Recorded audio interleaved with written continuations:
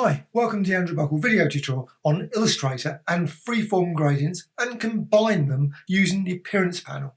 So I've got this freeform gradient. You can see it's made up of lovely colours all the way through here, but I'm going to start complete from start. Let's just clear the appearance there. Let's start right from the beginning. So there's the rectangle tool. You can use any shape. Don't have to use, you could use a circle, you could use stars, but I'm using rectangle so you can see it fills the whole screen. And I'm going to set it to blue. Now there's no particular logic when you go to the gradient. So you've got gradient, then you've got gradient there, appearance and swatches.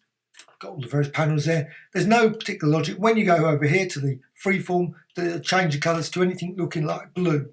Sometimes it does, sometimes it doesn't. This time it makes it brown. I've been running through this in trial runs and I've had every colour scheme under the sun in this. So not certain there's a logic.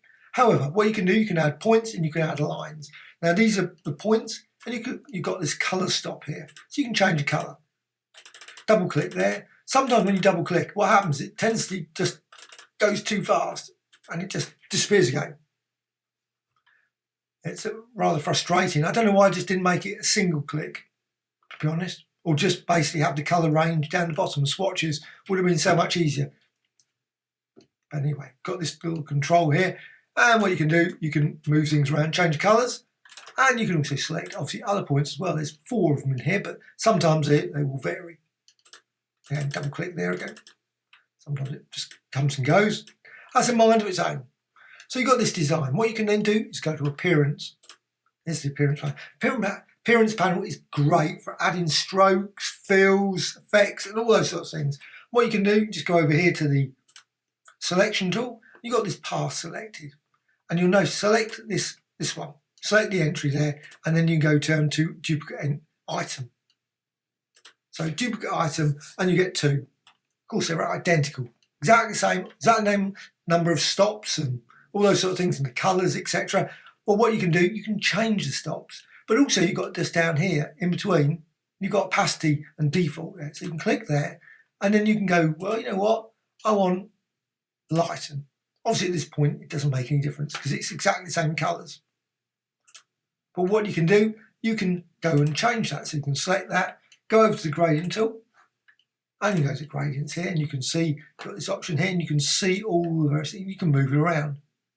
Now it's probably even more effective to show. Let's just go back up there, and at any time just go over to selection tool so you get the whole range. That's the key thing.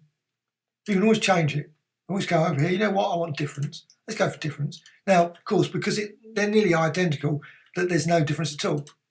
So just select that again, go over here to the gradient tool, and you can move it around.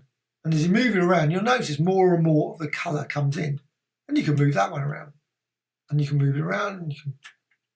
Now that's the combination of both layers.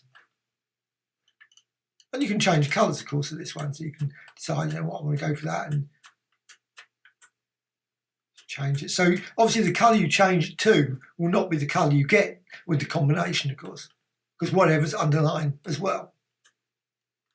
And you can just keep moving that around. And again, you go to the move tool and you get all of these ones back again. Now what you can also do, of course, is you can always go and duplicate that one and then do the same as well. So just duplicate item. Now, the more and more you add, obviously, the more complex the design will get, you will get more unusual gradients, but it also probably gets slower. So again, just go down to the gradient tool, and you've got these points, and you can move these around. And you'll notice that, let's just change that, let's move that, make it white, and so on and so on. So you can move them around, create a whole variety. And you can also add points.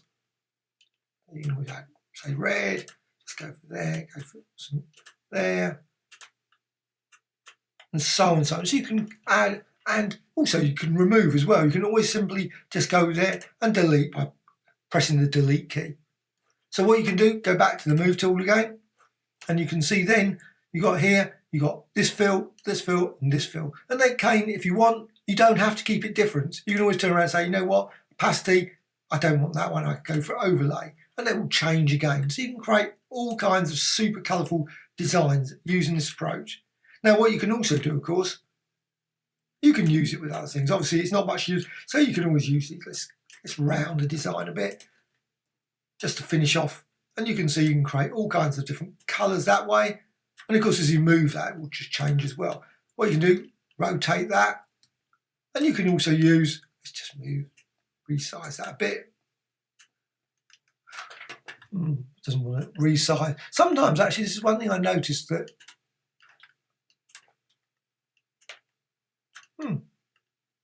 why doesn't it?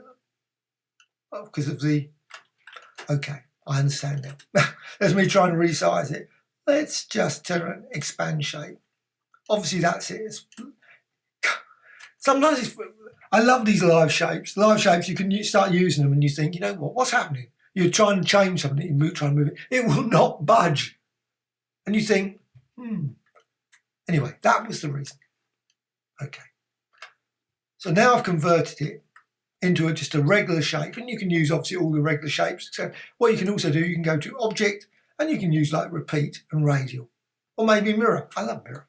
You can use Mirror, why not? Always select the left side. Unfortunately, there's no option to decide whether it's the right side or left side that you can use. And you can move that, and you can of course rotate it. This time it does allow me, and you can see what happens as you choose that. You actually end up with this sort of unusual combination of design. So you can just select that